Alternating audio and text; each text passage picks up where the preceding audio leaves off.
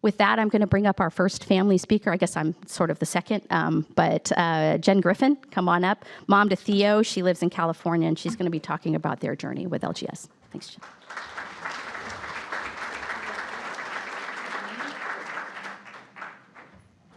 Good morning, everybody. Yes, my name is Jennifer Griffin, and I live in Santa Barbara, California. I'm also the Director of Family Support for the LGS Foundation. And I live with my wonderful 21-year-old son named Theo. And as a single mom, I'm the only person in my home that's providing care for my big, beautiful, clearly beautiful man-child. And so let me tell you a little bit about life with Theo. He is a strapping young man with an athletic physique and superhuman strength. And a typical morning begins with a gasp, followed by a loud, horrific moaning sound that builds to a deafening cry emanating from Theo's bedroom. And if I'm asleep, I'm going to bolt out of my bed and I'm going to be at Theo's side before the first moan because the gasp was enough to jar me out of my slumber. I'm programmed to hear that sound, and I respond at lightning speed. I can hear that sound when we're not even in the same building. That's PTSD. And then I just hold Theo as his face turns bright red and his body shakes violently for 20 to 40 seconds. And then it all stops.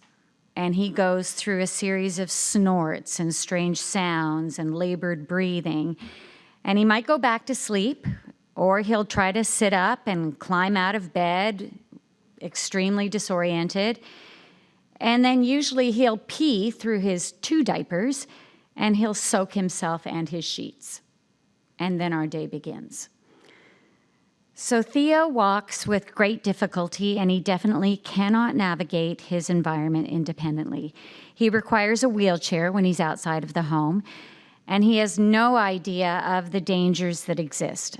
I mean, I could easily see him walking out into oncoming traffic or just sitting in the middle of the road, unaware of approaching cars. My house has many protections in place. Gym mats cover the floors, 2 gates, one on top of the other, that are barring his access to the dangers of the kitchen. He has 2 helmets, one with a face mask and one without, that he can only wear when he's on soft surfaces. And he eats in an activity chair, which is basically a high chair for big kids and adults.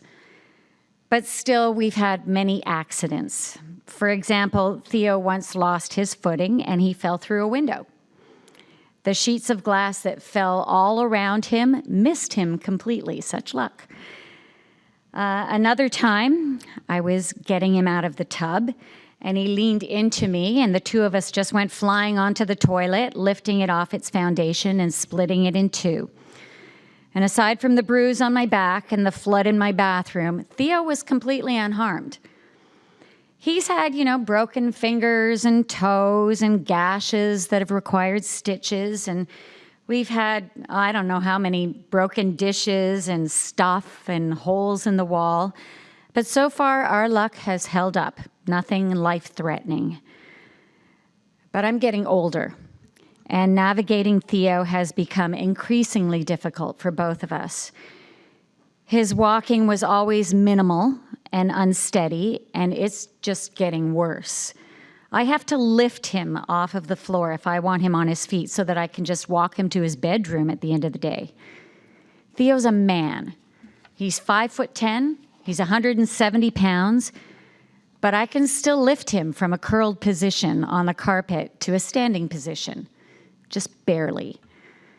I have to walk him to our minivan and lift him in and out because he just can't negotiate that process himself.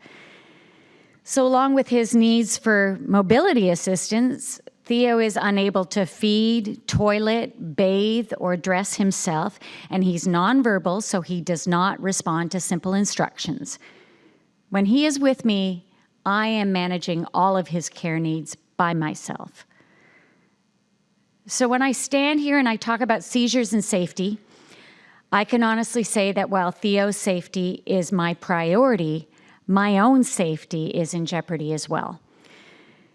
Could I bring more equipment into my house, like a Hoyer lift or a bath chair or a support person? Well, I've tried the Hoyer lift, and I can't get it down my little tiny hallway. A bath chair just wouldn't work, just trust me on that one. And home nursing care, respite workers, direct support professionals, they are in short supply, they're grossly underpaid, and they are not well trained. If I could find someone, I would gladly welcome them into my home, but there is a provider shortage across the U.S. So when I consider Theo's future, I am terrified. I go above and beyond to protect him, and still the dangers are there. I mean, what if Theo and I had crashed into that toilet so many years ago and I'd hit my head and I'd been knocked unconscious? What would have happened to him? What if one day he's under the care of someone else other than family members? Are they going to go out of their way to protect him or care for him, care about him? And will the ravages of LGS make him more vulnerable to the hazards that exist in his own home and beyond? I ask all of you just to see us, to know that our story is not the exception. It's sadly the norm within the LGS community. Considering the patient and the family realities must be a part of any solutions. Treatments and devices that are developed need to take into account the very real dangers that we are facing on a daily basis. The patient experience is critical in these discussions, so thank you very much.